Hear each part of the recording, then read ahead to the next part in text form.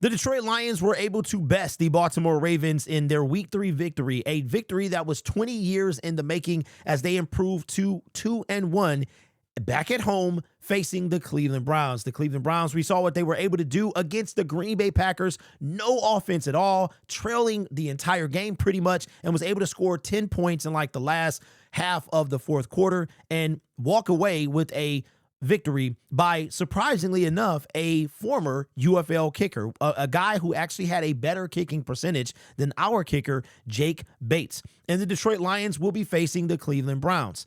One thing about Cleveland you guys need to know. See, I stay in the stats, man, and I'm only a stats guy, believe it or not, with a hint of emotion. The Cleveland Browns have the #1 defense in the NFL. They have the #1 defense in the NFL. Dan Campbell spoke about them today. Said, hey, this team, we faced Green Bay. Green Bay got a good defense, but he gave a lot of credit to the Cleveland Browns. Matt LaFleur, the Green Bay coach of the Green Bay Packers, said that he doesn't really game plan for individual players, but Myles Garrett is one that he does. He had to game plan for Myles Garrett, and they still lost. That's how much of a difference maker, a game wrecker is what he was called today, and that's what he is. The Detroit Lions offensively are up against it. But if there's any team that can pull this off in convincing fashion, it is the Detroit Lions. So don't sleep on the Cleveland Browns. I'm not afraid of them. I'm saying don't sleep on them. All right. Let's take a look at the ESPN score predictor, or the matchup predictor is what it's called. And as you can see, ESPN agrees with most others that the Detroit Lions have a 77.8% chance to win this game, and the Cleveland Browns are 22%. The reason for that is that their offense is absolutely abysmal. They no longer have Nick Chubb. Jerry Jeudy is probably their biggest offensive threat, and Joe Flacco is a statue. This team is, their offense is pathetic. It really is. And if the defense for the Detroit Lions can just make a few stops, then that will be the game. But the defense of the Cleveland Browns is the real deal. Joe Flacco, probably one of the worst quarterbacks in the NFL right now. They decided to go with him. This is his second stint in Cleveland. He is 77 for 126 with 2 touchdowns and 4 INTs. So he has a 2-to-1 interception to touchdown ratio with 631 yards. Jared Goff playing phenomenal football, man.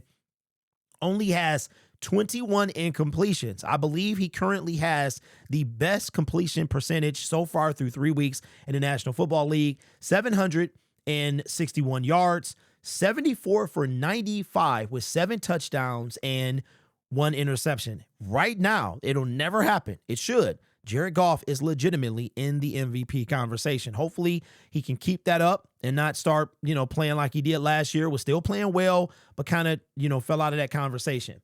You have Jenkins, the running back, 28 carries, 1 touchdown for 155 yards. David Montgomery, the new leading rusher for the Detroit Lions, 233 yards. He had a bunch on the ground on Monday with 34 carries and 3 touchdowns. Shout out to him. I love this picture, by the way. I absolutely love.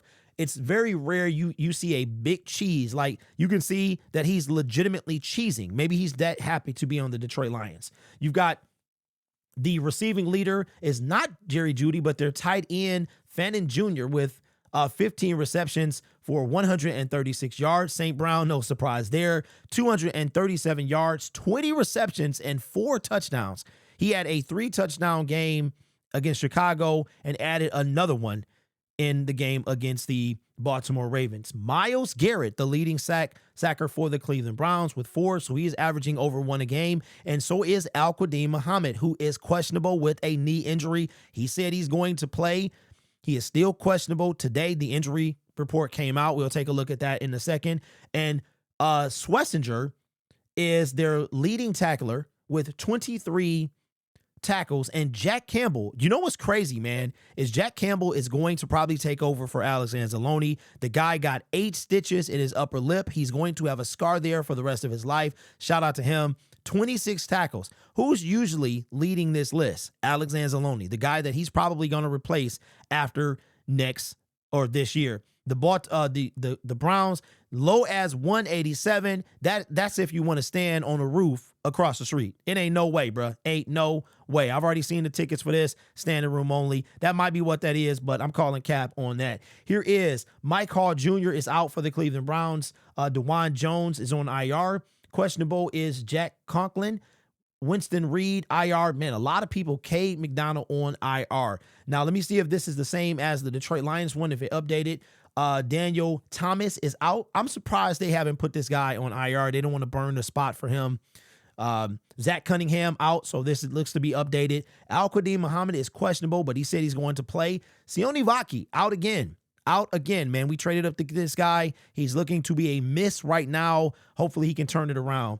And Taylor Decker is questionable. Expect both him and Muhammad to play. Last 5 games, the Cleveland Browns are, if you go back and include the preseason with 2 regular season games, they are 3-2, but that is massively deceptive. They legitimately could be right now 2-1. They could have been 2-1 right now. So Cleveland is a Schmitz kick away from being 2-1, like legitimately. So don't sleep on the Cleveland Browns, man. I'll tell you about how I'm feeling in a minute. The Detroit Lions, including the preseason, are are now 2-3 if you include the preseason. So the injury report is still the same as it was on the Detroit Lions list, but the Detroit Lions are going to be up against it defensively. Our offense is, for the 3rd year in a row, still in the top 5. Like, we got a prolific offense. Took a while to get going, but it is rolling on all cylinders right now. And we're still kind of, to me, still trying to find our groove, because I am a big believer in that intermediate pass guy. And we haven't really got that guy activated. We traded away Tim Patrick. If you think about it, for the longest time, it was Josh Reynolds. Josh Reynolds would catch a pass. I think he averaged a first down, meaning he got at least 10 yards or more every catch while he was with the Detroit Lions in one particular year. We saw how the offense was stagnant last year early until who got involved? Tim Patrick got involved. We need that intermediate type guy. We're looking, even though St. Brown is kind of filling that void right now, I really still think we need somebody other than him.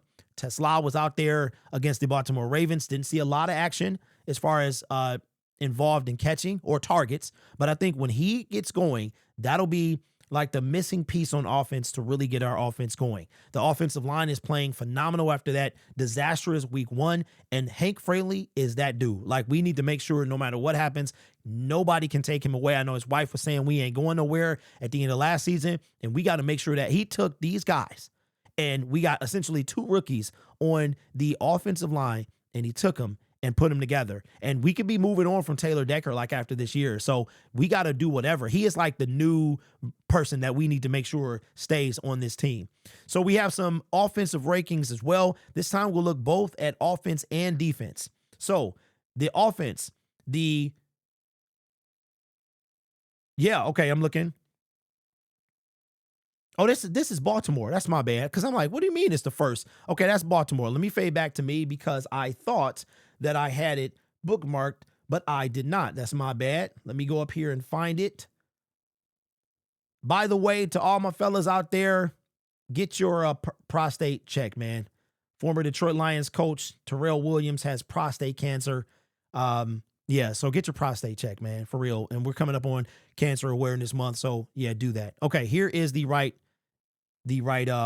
comparison. Okay, so the Lions-Browns comparisons, because I was like, what? Okay, offense, points per game. So you mean to tell me that we were facing the number 1 ranked offense last week and the number 31st defense. Now we're facing, I told you, their offense is atrocious. That's why, just like you, we watch the game of football, man, and you can see this stuff. The Detroit Lions are tied for second with 34.3 points per game. Cleveland gets less than half that. That is abysmal. I wonder what the worst team, somebody put in the comment section, do some light research if you don't mind, and put the last 2 offenses in the National Football League. That's terrible.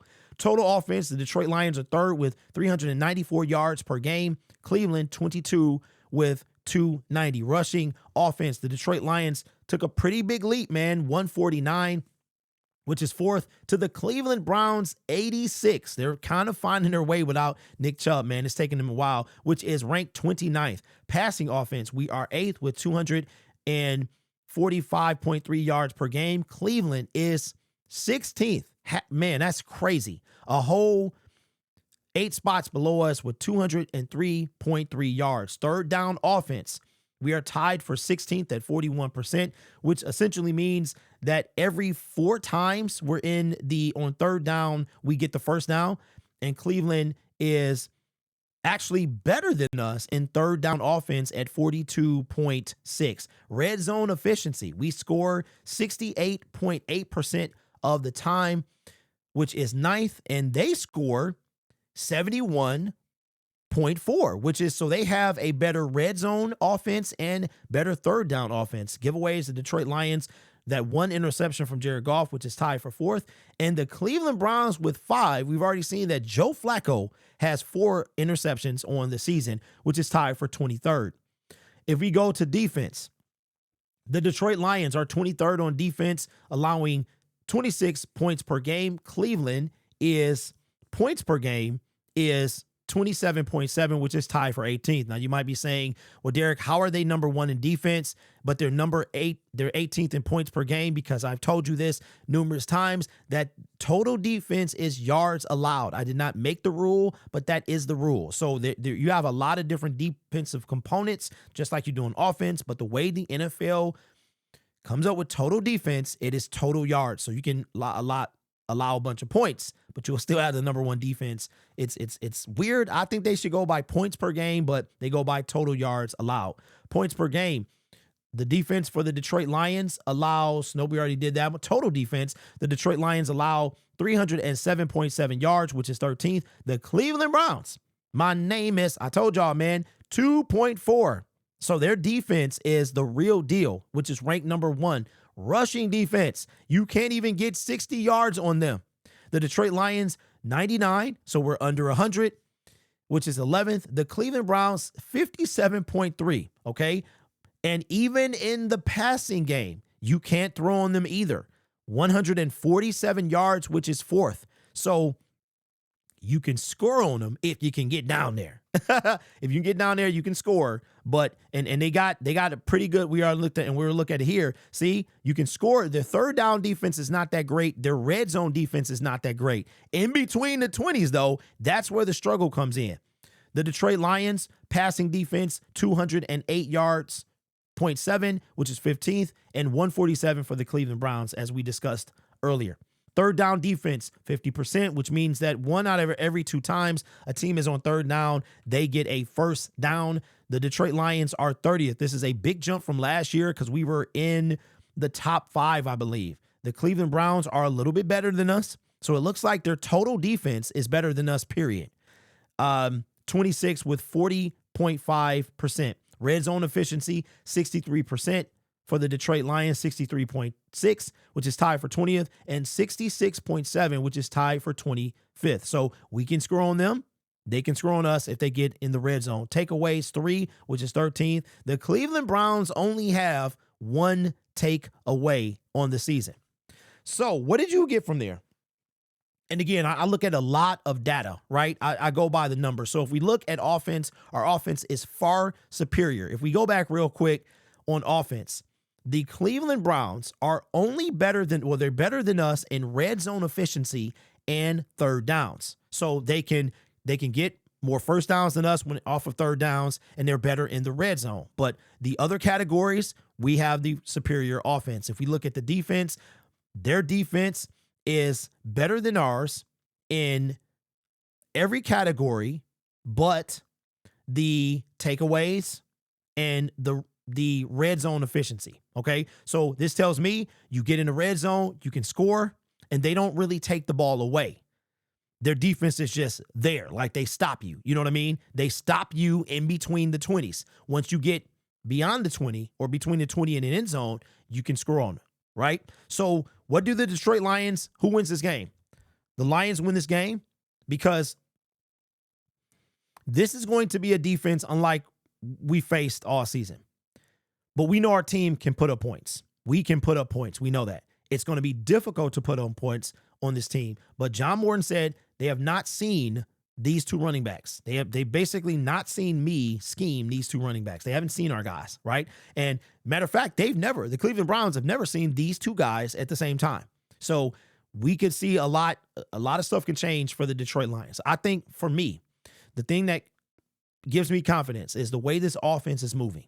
That the Detroit Lions, even though the defense is number one, I still think we can score. You know, we've got Jamison Williams, we got St. Brown, we got guys, and the Cleveland Browns, they don't see us very often. So it's going to be difficult to scheme for these guys. Jared Goff has to be careful with the football, obviously. He's been playing two phenomenal games. I don't think the game against the Packers was terrible. He just had that one turnover. But I think that the Detroit Lions are going to, because our defense is going to do enough. This offense is bad. The Cleveland Browns offense is bad, that our defense can get some takeaways and score and not even have to put it on our offense. So I'm going to take the Detroit Lions to win this game and move to 3-1 on the season. And then we actually play 3 of the 4 AFC North teams consecutively. So we played the Baltimore Ravens, then we play the Cleveland Browns, then we play the Cincinnati Bengals. It's not for a while that Pittsburgh comes to us, and then that'll be the end of the AFC North. So I think the Detroit Lions, as a matter of fact, I'm gonna call it. I'm gonna call it, bro. I think we sweep the AFC North. I do. I think we sweep the AFC North. We're gonna see. I mean, Pittsburgh might be the biggest opponent now with Joe Burrow being down. They got DK Metcalf over there. You know what I'm saying? So I think we sweep. I really do, but we'll see. And plus, they got old man Rodgers, so you know Kirby Joseph owns him. So we'll see. Let me know your thoughts down in the comments below if you do score predictions, let me know what they are. And, of course, who do you think wins this game? I don't think too many people are going to say Cleveland. Although nobody's sleeping on Cleveland. Cleveland has the number. You cannot sleep on the number one defense, even if their offense can't score. Joe Flacco, expect him to be. I'm going to say that Flacco gets sacked another 4 times, at least another 4. Hutch is going to have 2 of those sacks. I think Hutch is going to have a sack.